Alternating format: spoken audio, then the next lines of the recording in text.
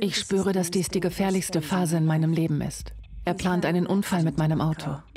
Bremsversagen und eine schwere Kopfverletzung, um den Weg freizumachen.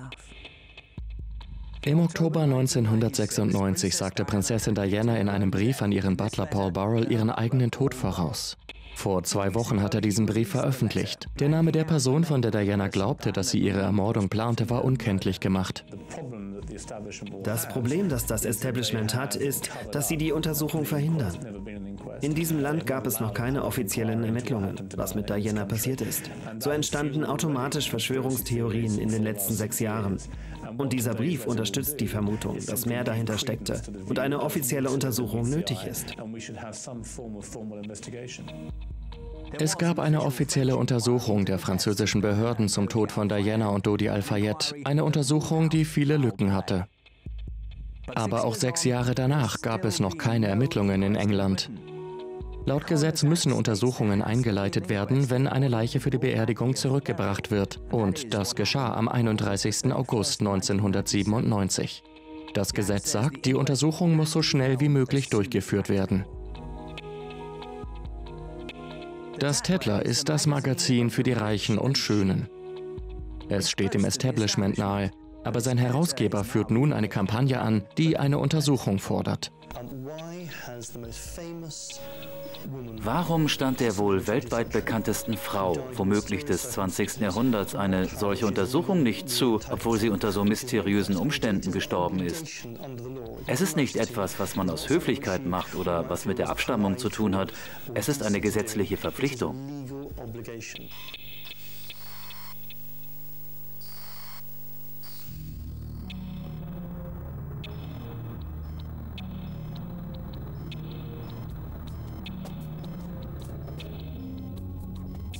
Am 31. August 1997, 20 Minuten nach Mitternacht, verließen Prinzessin Diana und Dodi Al-Fayed das Hotel Ritz im Zentrum von Paris.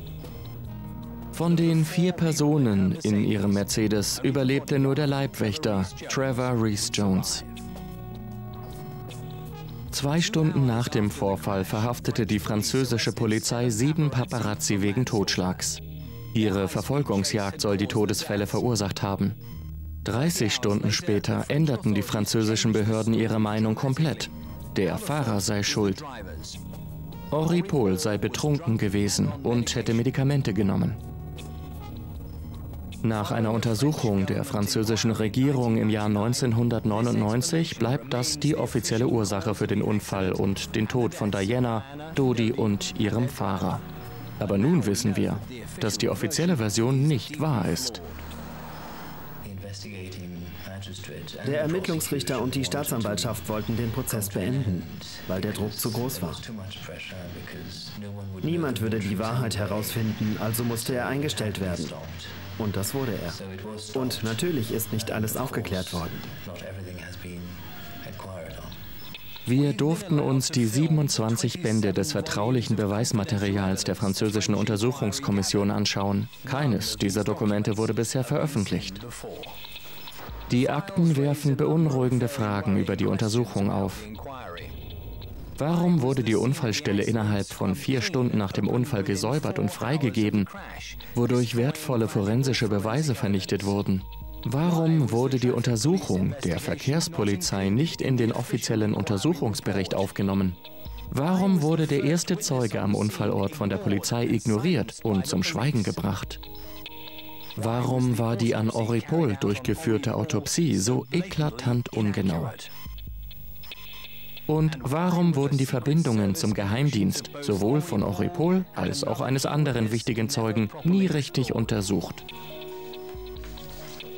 Eine unserer Entdeckungen ist dieses Foto des Mercedes und seiner Insassen, das nur wenige Sekunden vor dem Unfall aufgenommen wurde.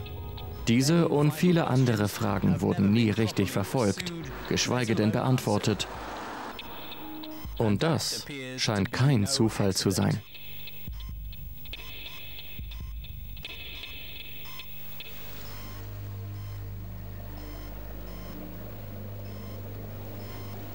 Im Juli 1997 verbrachte Prinzessin Diana mit ihren Kindern 2 Wochen in Saint-Tropez als Gast der Al-Fayeds. Sie war eine freie Frau, gerade geschieden, und sie hatte eine 2-jährige Affäre hinter sich.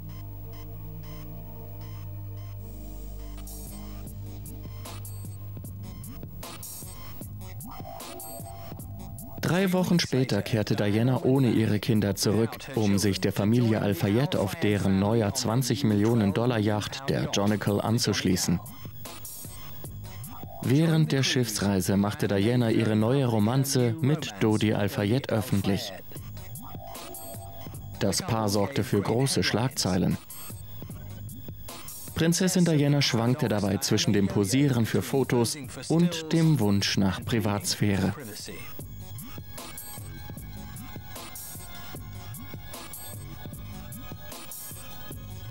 Am Samstag, dem 30. August, flogen Diana, Dodi und ihr Leibwächter Trevor Rees Jones mit einem Privatflugzeug von Sardinien aus, wo die Jonical vor Anker lag. Sie waren auf dem Weg nach Paris und wurden von den Paparazzi erwartet, unter ihnen Fabrice Chasseret, dessen Fotos Geschichte schrieben. Man kann sehen, wie Trevor und Cass Wingfield aus dem Flugzeug steigen. Das erste Mal, dass sich die 4 Personen trafen, die in dem todgeweihten Mercedes fahren sollten. In dem Moment waren wir bei den Zollbeamten.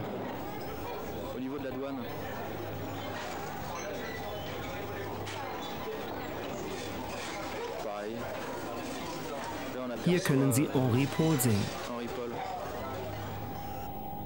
Dodi war eng mit Henri Paul, dem stellvertretenden Sicherheitschef des Ritz, befreundet. Er ist eine der Schlüsselfiguren der Nacht und ein Mann mit einer komplizierten Vergangenheit. Henri Paul war der stellvertretende Sicherheitschef im Ritz-Hotel und wurde in letzter Minute zum Chauffeur dieser Nacht ernannt. Er war ein langjähriger Agent des MI6, ein Agent, der dem MI6 gegen Geld Informationen über die Vorgänge im Ritz-Hotel lieferte. Er arbeitete für den MI6 seit, nun ja, ich habe seine Akte zum ersten Mal 1992 gesehen. Und soweit ich weiß, hatte er schon einige Jahre davor für den MI6 gearbeitet. Die Verbindung zum Geheimdienst wurde von Henri Pauls bestem Freund, Claude Garrec, bestätigt. Ich wusste immer, dass er Kontakte zu Geheimdiensten hatte, aber im Rahmen seiner Arbeit, nicht im Zusammenhang mit Verrat oder Operationen auf eigene Rechnung. Das stimmt nicht. Die Tatsache, dass er diesen Job im Hotel hatte. Das brachte ihm die Kontakte zu britischen Geheimdiensten und anderen, israelischen und so weiter. Das Ritz hat Gäste aus aller Welt.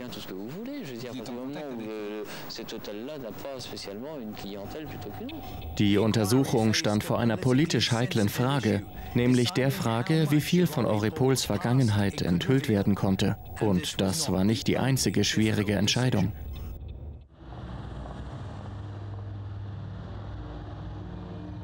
Henri Paul begleitete das Paar zur Villa Windsor in Paris, dem Anwesen, in dem Edward VIII. Mit seiner Frau gelebt hatte und das nun die Familie Al-Fayed gekauft hat.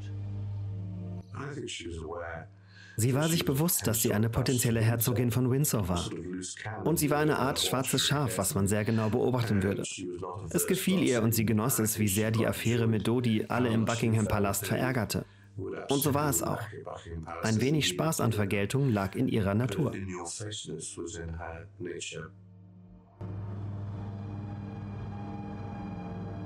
Sie fuhren zu Dodis Wohnung in der Rue de Seine 1, in der Nähe des Étoile. Dodi hatte einen Tisch in einem eleganten Pariser Restaurant reserviert. Aber um 9:15 sagte er ab, weil zu viele Menschen vor der Tür waren.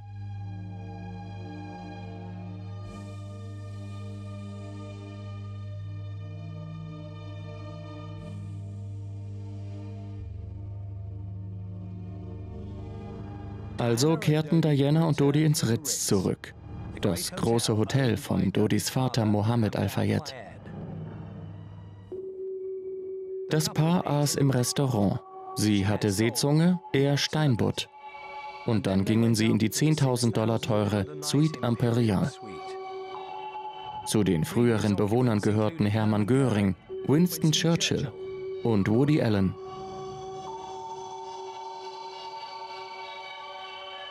Henri Paul machte um 19 Uhr Feierabend. 2 Stunden später wurde er gebeten, ins Ritz zurückzukehren.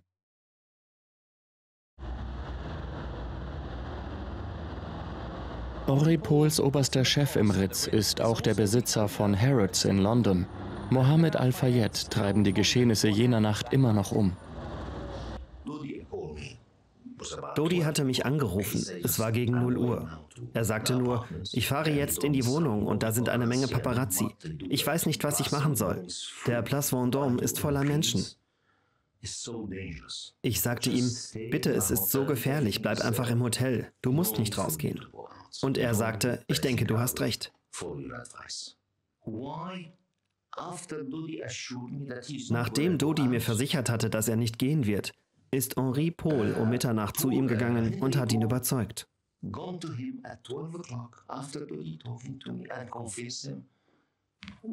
Er sagte, kein Problem, wir gehen durch den Hintereingang. Alles ist in Ordnung. Ich kenne den Weg und alles ist vorbereitet.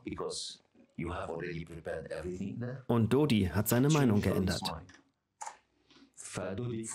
Dodi folgte ihm, weil er versicherte, dass sie in der Wohnung Champagner haben und eine Party feiern können. Henri Paul, ein Teilzeitmitarbeiter des MI6, hilft Dodi bei der Ausarbeitung eines Plans, um die Paparazzi zu überlisten. Dieses Amateurvideo ist die einzige Aufzeichnung dessen, was sich vor dem Ritz abspielte. Touristen und Paparazzi warten auf das berühmte Paar. Henri Paul teilt der Menge mit, dass das Paar bald in diesem Mercedes abreisen wird. 5 Minuten später hält ein zweiter Mercedes vor der Hintertür des Ritz. Henri Paul, Prinzessin Diana, Dodi und Trevor Rhys-Jones steigen ein. Paul setzt sich ans Steuer. Währenddessen steigen die Leute vor dem Ritz in ihre Autos, weil sie merken, dass sie reingelegt worden sind. Die Verwendung von 2 Mercedes ist zwar nicht gerade typisch für James Bond, aber das Auto von Diana und Dodi hatte dadurch einen Vorsprung. Der schnellste Weg vom Ritz zu Dodis Wohnung führte über die Champs-Élysées. Aber am Place de la Concorde bog der Wagen nach links statt nach rechts ab. Er raste dann am Ufer der Seine entlang und entfernte sich so von Dodis Wohnung. Aber die französischen Ermittler fragten nie, warum sie diese Route nahmen. Es ist ein Rätsel, warum sie dort waren, wo sie waren. Denn es gibt viele verschiedene Möglichkeiten, zu der Wohnung zu gelangen. Sie lag am oberen Ende der Champs-Élysées, ohne über die Champs-Élysées zu fahren. Wo sie langfuhren, ist unerklärlich. Unser Einblick in die Akten zeigt, dass die meisten Zeugen den eigentlichen Unfall nicht gesehen haben, weil sie sich entweder am Eingang oder am Ausgang des Tunnels befanden. Es ist erstaunlich, dass ein wichtiger Zeuge, der sich hinter dem Mercedes befand, von den Ermittlungen ignoriert wurde. Sein Name ist Eric Petel. Ich fuhr die Kurve hinunter und sah die Scheinwerfer blinken. Das Auto fuhr ziemlich schnell und dann hörte ich eine Implosion. Ich dachte, mein Auspuff sei das Problem, als ich das hörte. Petel war nicht die einzige Person, die ein seltsames Geräusch hörte. Es gibt einen Mann namens Clive, der auf der Brücke über dem Alma-Tunnel war. Er war auch Chauffeur und sein Auto war geparkt. Und er wartete darauf, dass die Leute aus dem Restaurant oder Kino kamen. Er rauchte eine Zigarette auf der Brücke über dem Alma-Tunnel und er hörte dieses Auto, das auf ihn zukam. Und er hörte ein sehr lautes Geräusch.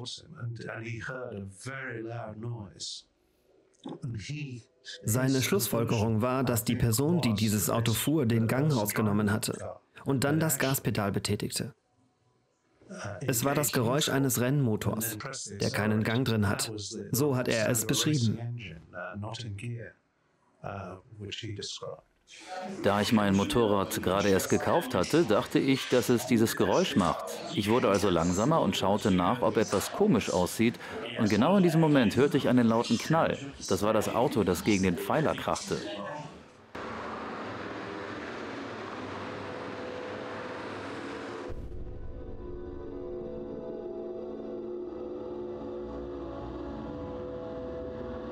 Henri Paul und Dodi Al-Fayed waren fast sofort tot.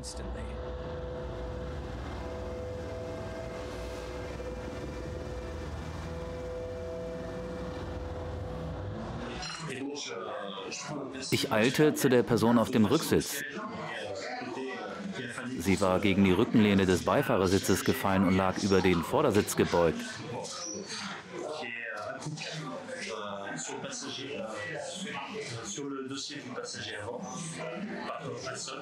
Ich habe sie nach hinten gezogen. In dem Moment fiel ihr Kopf nach hinten. Ich konnte sehen, dass Blut aus ihrem Ohr und ihrer Nase kam. Und ich dachte, das ist komisch, ich kenne diese Person. Petel ging zu dieser Telefonzelle und wählte den Notruf. Dann ging er zur nächsten Polizeistation. Er war schwer geschockt. Ich habe ein paar Akten auf den Boden geworfen und es kamen mehr Polizisten, um mich zu beruhigen.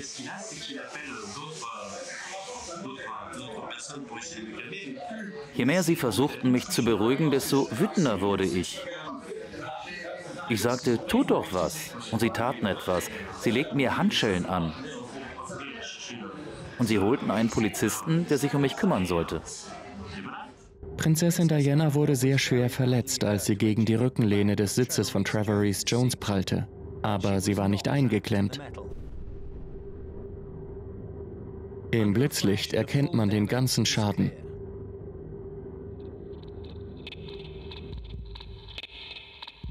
Um 20 vor 1 wurde der Pariser Polizeipräsident Philippe Massoni über den Unfall informiert. Er weckte seinen Chef, den Innenminister, und machte sich auf den Weg zum Tunnel. Prinzessin Diana wurde herausgehoben und in einen der 3 Krankenwagen gebracht, die um 0:40 Uhr eingetroffen waren. Um 2 Uhr morgens machten sich der Polizeichef Massoni und der französische Innenminister Sorgen, weil der Krankenwagen mit der Prinzessin immer noch nicht im Krankenhaus angekommen war. Der Krankenwagen blieb sogar zweimal stehen. Zuerst 1 Kilometer vor dem Tunnel und dann auf der Brücke nur 300 Meter vor dem Krankenhaus. Die französische Presse erfuhr, dass der Grund dafür der niedrige Blutdruck von Diana war. Diana brauchte über 1 Stunde und 10 Minuten, um das Krankenhaus zu erreichen, eine Entfernung von knapp 5 Kilometern. Bei der Untersuchung wurde nie die beunruhigende Frage gestellt, war diese Verzögerung ein Grund für Dianas Tod? Heute Nacht wurde die Prinzessin von Wales Opfer eines Autounfalls. Der Pariser Rettungsdienst war vor Ort und versuchte sofort, sie wiederzubeleben. Aber als sie hier ankam, hatte sie sehr starke Blutungen im Brustkorb. Und dann blieb ihr Herz stehen. Eine Thorakotomie ergab, dass ihre linke Lungenvene gerissen war. Obwohl wir die Wunde verschlossen und sie 2 Stunden lang eine interne und externe Herzmassage erhielt, konnten wir den Kreislauf nicht wiederherstellen. Und wir mussten um 4 Uhr morgens ihren Tod feststellen. Kurz darauf wurden die Paparazzi verhaftet und zu den Schuldigen erklärt. Während die Paparazzi verhaftet wurden, nahm die Polizei keine Notiz von dem, was Petel sagte. Er hatte keine Paparazzi um sich herum oder um den Mercedes herum gesehen. Aber er war überrascht, als er in Handschellen in einen Lieferwagen verfrachtet und zum Pariser Polizeipräsidium gebracht wurde. Dann sagte ein sehr ranghoher Beamter, dessen Namen ich nicht nennen möchte, dass es das Beste wäre, wenn ich mich nicht zu erkennen gäbe.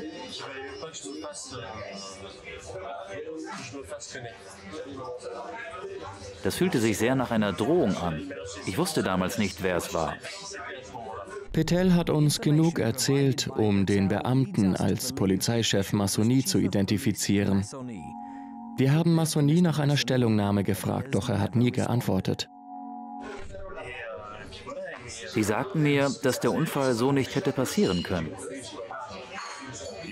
Sie sagten, dass es so nicht hätte passieren können? Ja. Was Sie genau meinten, haben Sie nicht gesagt. Als Sie das sagten, haben Sie da angedeutet, wie es passiert ist? Nein, es war, als wäre ich nicht da gewesen, als hätte ich nichts gesehen. In dieser Nacht informierte die Polizei die Presse, dass Petel lügt. Der Chefreporter von Paris Match hörte die Geschichte 3 Tage später von Petels Anwalt. 3 oder 4 Tage danach hatte ich ein langes Gespräch mit ihm, das 2 Stunden dauerte. Ich hätte in dieser Sache viel aktiver sein können, aber ich war misstrauisch. Ich weiß nicht warum. Die offensichtlichsten Dinge erscheinen mir immer ein wenig beunruhigend. Das ist wahr, das muss man sagen.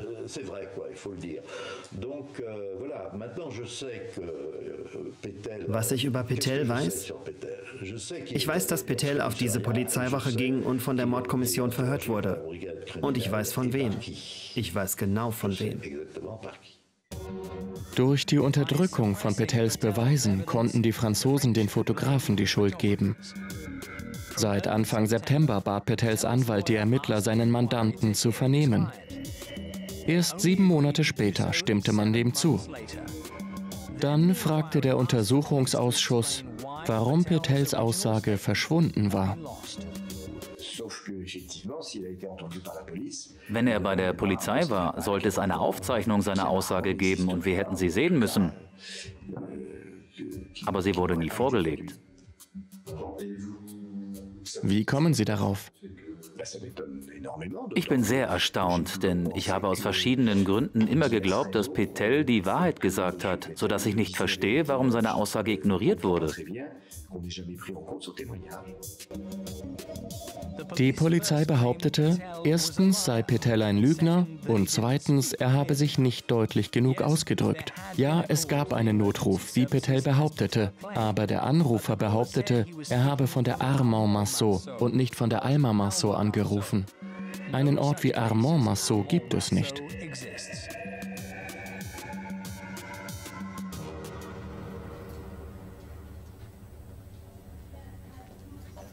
Der Sicherheitschef von Harrods hat 26 Jahre lang bei Scotland Yard gearbeitet.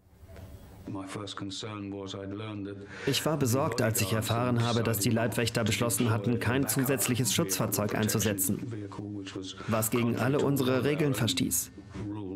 Das hat mich sehr überrascht. Ich war auch sehr überrascht, als ich vor allem aus dem Fernsehen erfuhr, dass die französische Polizei den Tunnel nicht abgesperrt hatte, um Beweismittel zu sichern. Ob es sich nun um einen Verkehrsunfall handelte oder nicht, etwas von diesem Ausmaß, in das Diana, die Prinzessin von Wales, verwickelt war. Der Schauplatz hätte gesichert werden müssen. Diese außergewöhnlichen Bilder stammen aus jener Nacht.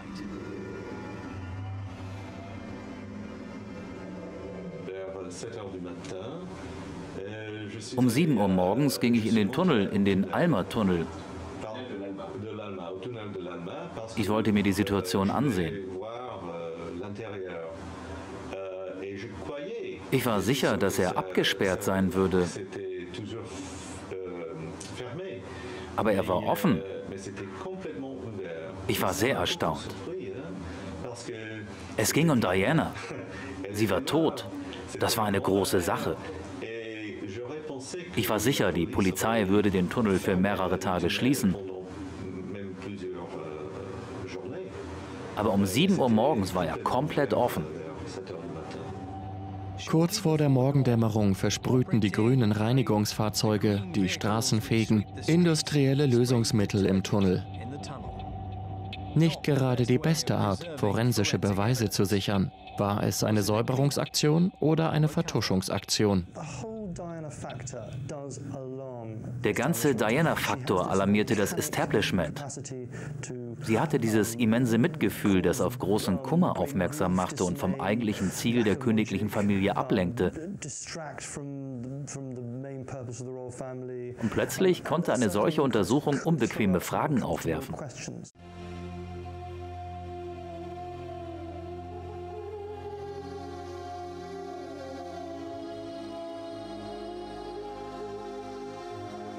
Die berühmteste Frau der Welt war tot.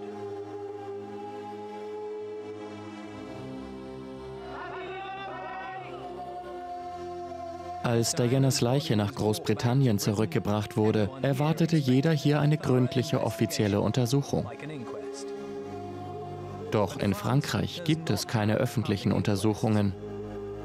Die Regierung beauftragte einen Richter mittleren Ranges, Hervé Steffan, mit der Untersuchung der Todesursache. Er arbeitete nach Regeln, die sich seit Napoleon nicht wesentlich geändert haben. Zunächst einmal gibt es in Frankreich das sogenannte Untersuchungsgeheimnis. Das bedeutet, dass außer dem Untersuchungsrichter nur die Anwälte und der Staatsanwalt Zugang zur Anklage haben.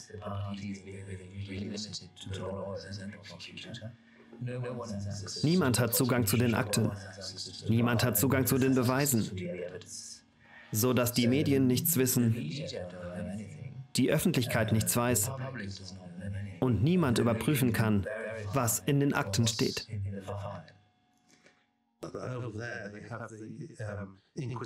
Sie haben dort das inquisitorische System, bei dem ein Beamter des Staates die Ermittlungen mit Hilfe der Polizei durchführt. Und natürlich werden alle Beamten des Staates vom Staat bezahlt und sind dem Staat verpflichtet. Man ist unter diesen Umständen skeptisch, ob es einen Einfluss von oben geben kann oder nicht.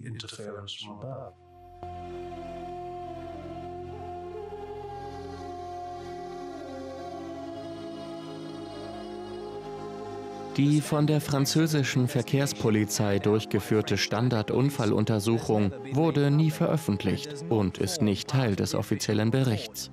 Aber Patrick Chauvel, ein bekannter französischer Fotograf, hat ausführlich mit der Verkehrspolizei gesprochen, die den Unfall untersucht hat. Sie haben natürlich ihre eigenen Ermittlungen durchgeführt, aber dann wurden sie unter Druck gesetzt und aufgefordert, sich zurückzuhalten. Darüber waren sie nicht sehr glücklich, denn sie haben ihre eigenen Ermittlungen geführt und das ist ihre Aufgabe. Und wer wird schon gern unter Druck gesetzt, wenn man nur seine Arbeit ehrlich verrichten will? 36 Stunden nach dem Unfall änderten die französischen Behörden ihre Meinung. Schuld waren nicht die Paparazzi, sondern es war ein Unfall unter Alkoholeinfluss. Eine Erklärung, an der sie immer noch festhalten. Guten Abend. Die Pariser Staatsanwaltschaft hat heute bekannt gegeben, dass der Fahrer des Wagens, in dem Prinzessin Diana tödlich verletzt wurde, einen illegalen Blutalkoholspiegel hatte. Er soll mehr als 3-mal über dem Grenzwert in Frankreich und mehr als 2-mal über dem britischen Grenzwert gelegen haben. Auch die Geschwindigkeit des Autos bei dem Unfall wurde veröffentlicht. Die Polizei sagt, dass der Tacho bei mehr als 120 km/h eingefroren war. Es waren gerade mal 24 Stunden nach dem Unfall vergangen, als bekannt gegeben wurde, dass ein sturzbetrunkener Fahrer, der 192 km pro Stunde gefahren ist, die Unfallursache war. Das waren falsche Behauptungen und wir wissen, dass sie auch heute noch falsch sind. Einer der Gründe, warum wir das wissen, ist, dass die Behauptung über die Trunkenheit am Steuer veröffentlicht wurde, bevor Henri Pauls Leiche überhaupt vollständig untersucht worden war. Es konnte noch kein Analysebericht vorliegen. Und dennoch wurde bekannt gegeben, dass er sehr betrunken war. Sie sagten auch, dass der Tacho des Autos bei 192 km/h stehen geblieben sei, was von Mercedes selbst sofort widerlegt wurde. Denn die sagten, dass der Tacho des Autos beim Aufprall auf 0 zurückgeht. Das mussten sie einräumen. Aus den Akten geht hervor, dass bei der Untersuchung versucht wurde, die Geschwindigkeit des Wagens zu ermitteln. Mercedes wurde für die Durchführung von Crashtests bezahlt, aber ihre Experten durften das Fahrzeug nie inspizieren. Was jedoch nicht in den Akten steht, ist ein anderes Bild, das eine schnelle und klare Antwort auf die Geschwindigkeit hätte geben können, wie Chauvel von der Verkehrspolizei erfuhr. Dieser Beamte war sauer wegen dem Druck und sagte, ich zeige Ihnen etwas. Und wenn es schlecht läuft, vergesse ich das Foto vielleicht in meinem Büro und Sie können es mitnehmen. Es war ein Foto, das von einer Radarkamera mit Blitzlicht am Eingang dieses Tunnels gemacht wurde. Es ist eines dieser Blitzlichtbilder, wenn man mit mehr als der vorgeschriebenen Geschwindigkeit von 60 km/h fährt. Der Blitz ist also ein Frontalblitz, sodass man die Leute im Auto sehen kann. Man kann sie erkennen. Und auf dem Foto kann man absolut jeden im Auto erkennen. Und es stehen die Geschwindigkeit und das Datum drauf. Wie wirkten die Leute in dem Auto? Nun, der Fahrer wirkte normal, soweit ich das sagen kann. Ich meine, ich kannte ihn vorher nicht. Der Typ auf der rechten Seite sieht angespannt aus. Er scheint ein bisschen Angst zu haben. Vielleicht, weil das Auto zu schnell fuhr. Und die Leute hinten lachen und haben Spaß. Wir haben Chauvel gefragt, warum dieses Foto nie veröffentlicht wurde. Als sie ihr erstes Statement gegenüber der Presse abgaben, war die offizielle Aussage, dass der Blitz zu diesem Zeitpunkt nicht funktionierte. Aber dann fand jemand heraus, dass ein Mann, der 5 oder 10 Minuten vorher in seinem Auto dort langfuhr, 15 Tage später einen Bußgeldbescheid bekam. Aus den Akten geht hervor, dass das Auto mit einer Geschwindigkeit von etwa 105 km/h verunglückte. Das wurde jedoch nie veröffentlicht. 2 Tage nach dem Unfall betonte die französische Polizei die Geschwindigkeit des Wagens und wie betrunken der Fahrer war. Aber die Beweise dafür sind dürftig. Diese vergrößerten Bilder stammen aus den Überwachungskameras des Ritz. Sie zeigen, dass Henri Paul 30 Minuten vor dem Unfall in die Hocke geht und seine Schnürsenkel zubindet. Er verlagert sein Gewicht problemlos von der linken auf die rechte Seite und steht wieder auf, ohne zu stolpern oder zu wackeln.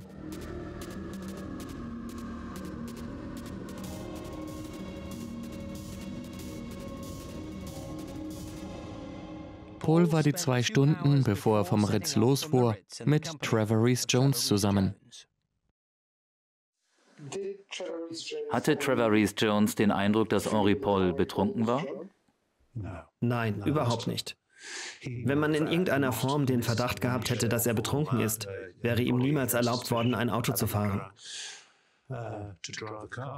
Das war ein wesentlicher Teil seiner Arbeit, die Sicherheit des Paares zu gewährleisten. Die Autopsie von Henri Paul wurde am Tag des Unfalls von Professor Dominique Lecomte und Dr. Gilbert Pepin durchgeführt. Sie kamen zu dem Schluss, dass Henri Pauls Blut 1,74 Milligramm Alkohol enthielt, das Doppelte der gesetzlichen Höchstmenge in Großbritannien. Er soll auch Medikamente genommen haben und einen Kohlenmonoxidgehalt von 20,7%. Das ist seltsam, denn ein so hoher Wert führt zu unberechenbarem Verhalten. Unmöglich. Bei einem Gehalt von mehr als 20% Kohlenmonoxid kann man nicht mehr Auto fahren. Man kann nicht mal mehr gerade stehen. Man erbricht und bekommt starke Kopfschmerzen. Die Leute hätten gesehen, dass sein Verhalten völlig abnormal war. Und die Bodyguards hätten ihn daran gehindert, sich ans Steuer zu setzen.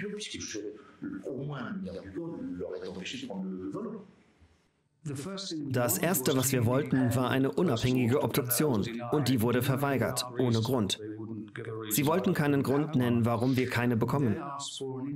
Dann baten wir um eine unabhängige Analyse der Leichenproben, was auch abgelehnt wurde. Wir fragten, ob wir bei einer späteren Untersuchung von Henri Pauls Leiche anwesend sein dürften, was ebenfalls abgelehnt wurde. All diese Dinge wurden ohne Grund abgelehnt. Die Polizei bekam einen Durchsuchungsbefehl für Henri Pauls Wohnung. Sein Freund Garek hatte die Schlüssel und sah zu.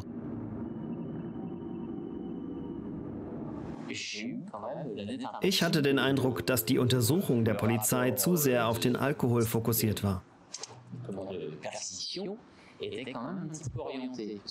Sie sagten, es gab eine Flasche Martini im Kühlschrank, obwohl es keine gab. Also sagten sie, es gab eine Flasche Ricard. Aber seine Bar war ganz normal ausgestattet. Meine Bar sieht genauso aus. Sie sagen, die Suche war zielgerichtet? Ja, denn es wurde nie erwähnt, dass er 240 Dosen Coca-Cola Light hatte, was sein Lieblingsgetränk war. Warum wird das nicht erwähnt in dem Bericht? Sie ignorieren, dass er 240 Dosen hatte. Wenn man den Alkohol hervorhebt und die alkoholfreien Getränke ignoriert, dann zeichnet das ein verzerrtes Bild. Hat man nach Medikamenten gesucht? Natürlich. Aber sie haben keine gefunden. Der Familie Paul wurde der Zugang zu dem Material in diesen Flaschen, den Blut- und Urinproben ihres Sohnes, verweigert. Mit der Unterstützung von Al-Fayed holten sie 4 der besten Pathologen Europas, um den Obduktionsbericht zu prüfen. Sie sezierten die Autopsie und listeten 28 kritische Fehler auf, die das Verfahren unzuverlässig machten. Dazu gehören: Die Autopsie war nicht zeitlich festgehalten. Es wurde nicht genau beschrieben, wie die Leiche identifiziert wurde. Es wurde keine Erklärung für die 20,7% Kohlenmonoxid gegeben. Die endgültigen Schlussfolgerungen der 4 Pathologen waren vernichtend. Die Ergebnisse des Kohlenmonoxids im Blut sind ebenso unerklärlich wie die Haltung von Dr. Pepin und Professor Lecomte, die weiterhin Argumente vorbringen, die keine Stringenz und keinen wissenschaftlichen Wert haben, um ihre Ergebnisse zu rechtfertigen. Die Hypothese, dass es sich um eine Verwechslung der Proben handelt, muss ernsthaft in Betracht gezogen werden. 22 weitere Leichen befanden sich in jener Nacht im Leichenschauhaus. Die Familie Pohl, unterstützt von Al-Fayed, verklagte den Staat, um die Proben ihres Sohnes zu erhalten. Sie wollten einen DNA-Test durchführen, um zu überprüfen, ob es sich wirklich um sein Blut handelte. Der französische Generalstaatsanwalt übernahm den Fall, doch bisher hatte die Familie keinen Erfolg. Der Richter sagte unter 4 Augen, dass das Blut das große Geheimnis des Falls sei. Aber er untersuchte es nicht weiter. Dass er auch die Geheimdienstverbindungen von Henri Pohl nicht untersuchte, überraschte Richard Tomlinson. Ich war verwundert, denn ich dachte, er würde die Akten bis ins kleinste Detail durchgehen. Aber das war nicht der Fall. Selbst ich hätte ihm sagen können, um welche Akten es geht. Er hätte die Möglichkeit gehabt. Und wenn die britische Regierung fragt, dann hätte er Zugang zu den Akten bekommen können. Wenn er genügend Druck auf den MI6 ausgeübt hätte, dann hätte er das machen können. Dies war nur eine von mehreren Ermittlungslinien, die die Franzosen nicht weiter verfolgen wollten. Für Mohammed Al-Fayed war es eine persönliche Tragödie, aber es hätte auch zu einem geschäftlichen Problem werden können. Die Anwälte von Trevor Rees Jones wollten, dass bei der Untersuchung geprüft wird, ob das Ritz und die Firma, der die Mercedes-Limousine gehörte, fahrlässig gehandelt haben könnten. Der Mercedes war 3 Monate zuvor gestohlen und seine Elektronik herausgerissen worden.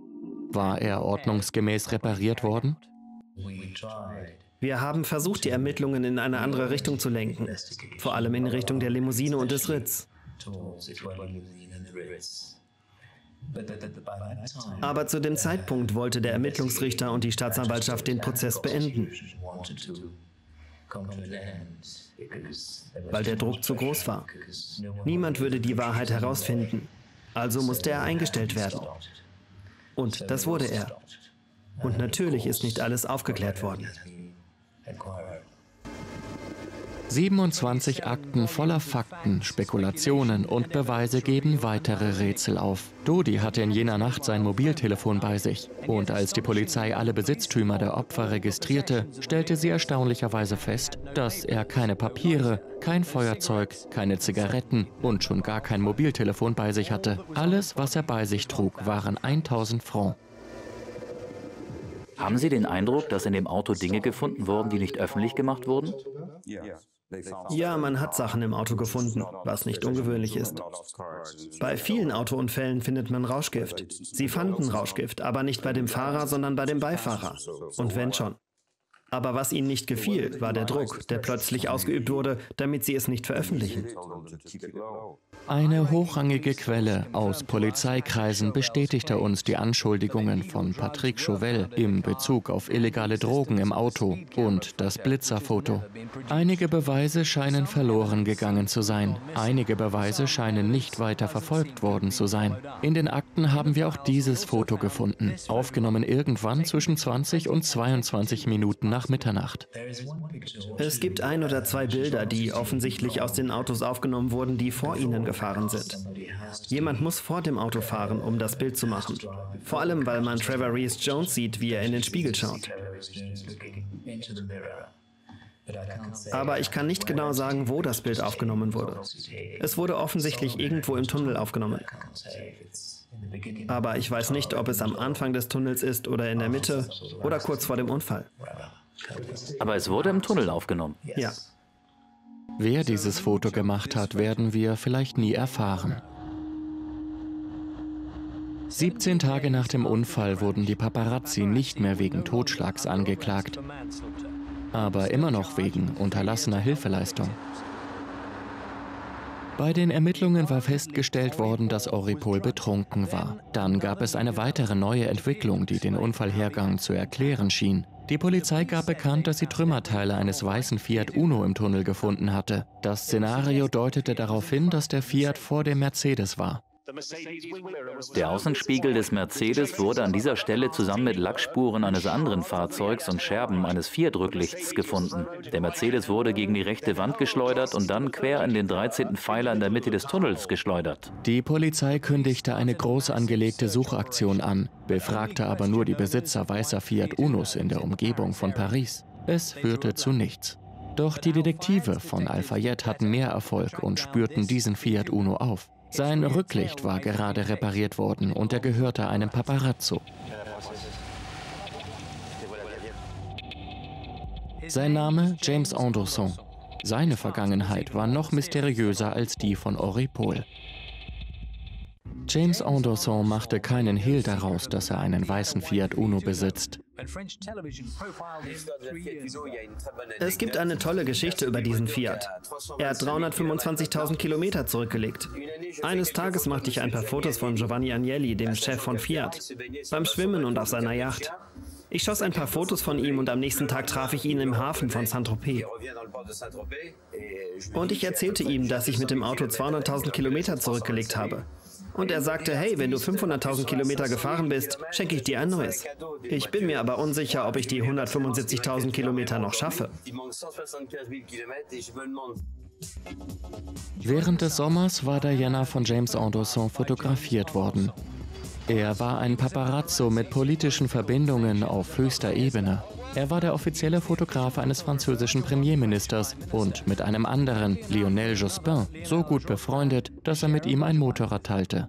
Dennoch war die französische Spezialabteilung wegen seiner Vergangenheit so beunruhigt, dass sie begann, gegen ihn zu ermitteln, wie uns ein leitender Beamter verriet.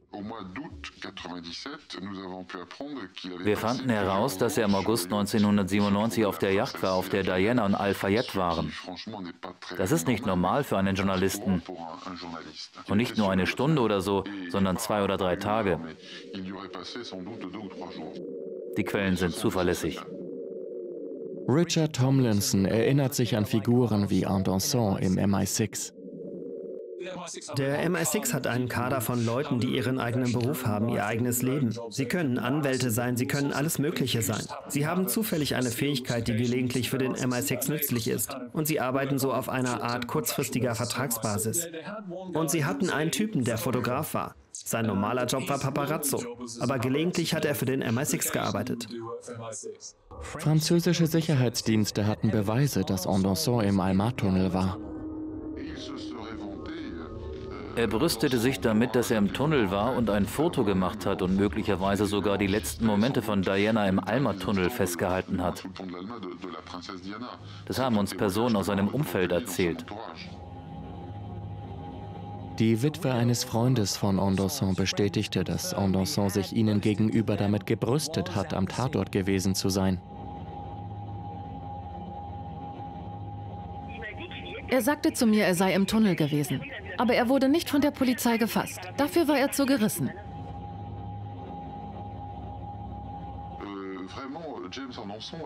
James Anderson hatte wirklich eine seltene Intuition. Die Kunst, Menschen zu fotografieren, die dann plötzlich starben.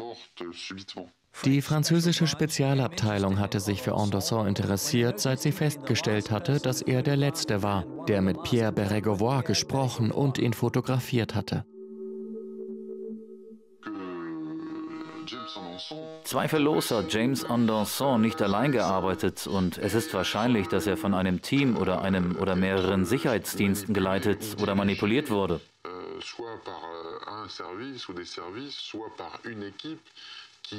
Deren Aufgabe war es, Personen in Verlegenheit zu bringen, zu schikanieren und manchmal zu eliminieren. Er hat Informationen weitergegeben.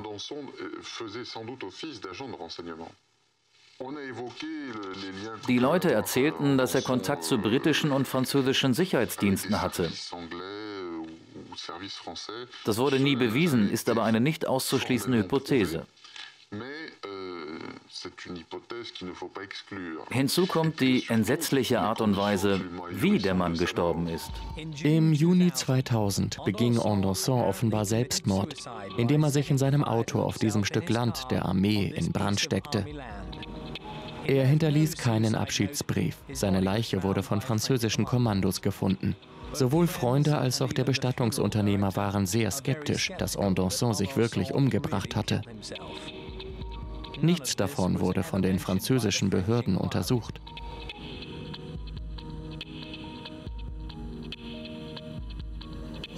Nach britischem Gesetz müssen Untersuchungen angestellt werden, wenn ein britischer Staatsbürger unter mysteriösen Umständen im Ausland zu Tode kommt. Und das war bei Prinzessin Diana und Dodi Al-Fayed offensichtlich der Fall. Obwohl sie schon 1997 starben, wurden bis 2004 keine Untersuchungen angestellt. Der königliche Untersuchungsrichter leitete zwei Dinge ein. Zunächst eröffnete er offiziell die Untersuchungen. Und dann ließ er Lord Stevens, den ehemaligen Polizeipräsidenten und obersten Polizisten Englands, untersuchen, wie die Franzosen den Unfall untersucht hatten. Lord Stevens reiste mit seinem Team nach Paris und bekam Zugang zu allen Unterlagen, an die Ermittler und Journalisten offensichtlich nur schwer herankamen. Und er sagte etwas kryptisch, dass bei der Untersuchung der französischen Behörden wohl etwas schiefgelaufen sei. Wir haben neue Zeugen und neue forensische Beweise.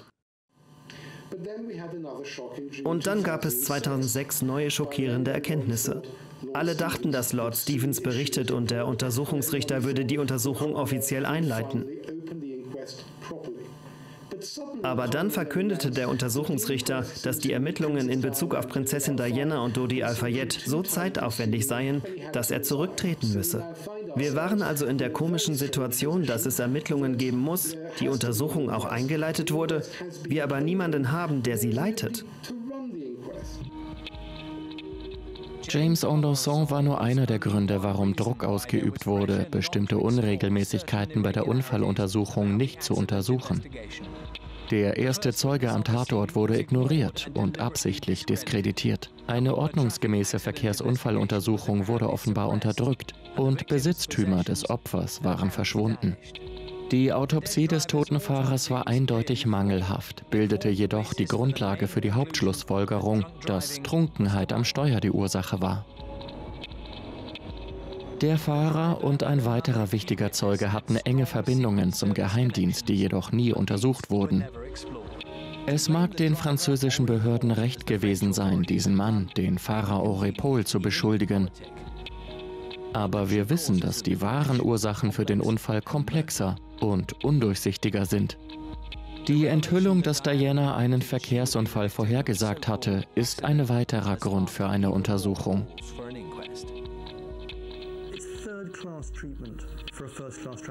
Es ist eine drittklassige Behandlung für eine erstklassige Tragödie.